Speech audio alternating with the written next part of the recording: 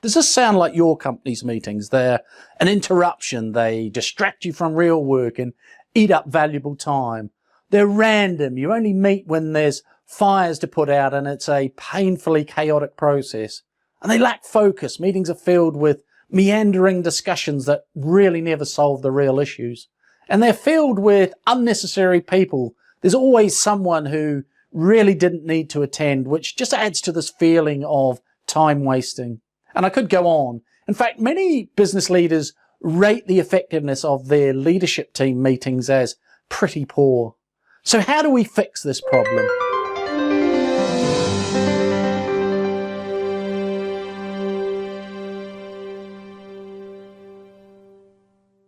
Embedding the communication tools, processes and routines required to create clarity and align everyone in the organization is the key to consistently driving execution and results. And when it comes to communication and alignment, one activity more than any other will be key to maintaining the focus and discipline of an organization.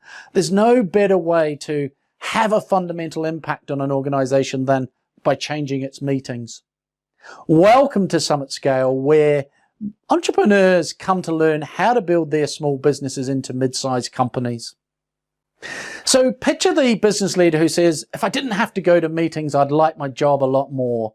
It's a bit like hearing a surgeon saying to a nurse before surgery, if I didn't have to operate on people, I might actually like this job. I have some news for you. If you lead and manage an organization, meetings are pretty much what you do. So let me dispel the myth that all meetings are bad, that meetings are a waste of time, and that there are already too many of them. To scale and grow your organization, you'll probably need to meet even more than you presently do. And it is possible to hold extremely productive meetings that actually save time.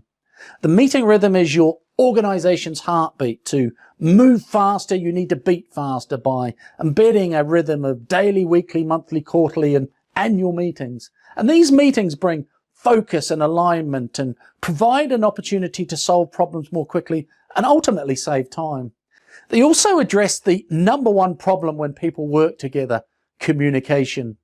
So before digging into the specifics of meeting rhythms, let me explain why we should up the overall talk time in organizations. Firstly, us humans have a couple of important survival skills. One is pattern recognition, probably the most important cognitive skill connected to success in any field. And the other is hearing. We can hear prey long before we can see, touch or taste it, or it tastes us. So hearing stories, information, and even numbers connects us more deeply to our pattern recognition capabilities than staring at Excel spreadsheets.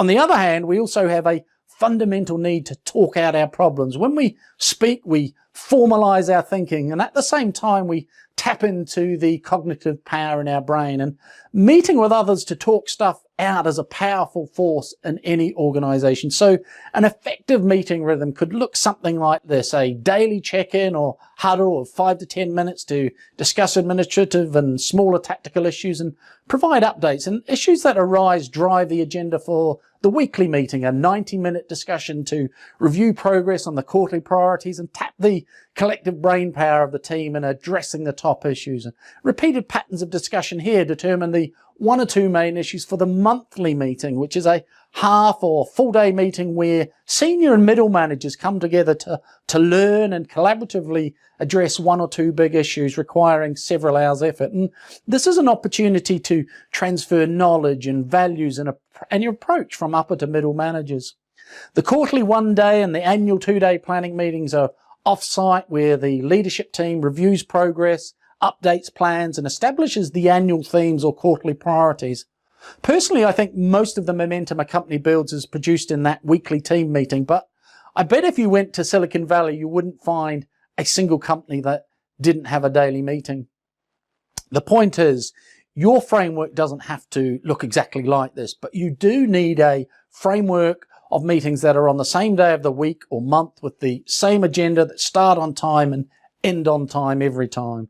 Regular meetings act as placeholders at everyone's calendar, and most matters can wait for the daily or weekly meeting rather than constantly interrupting your colleagues.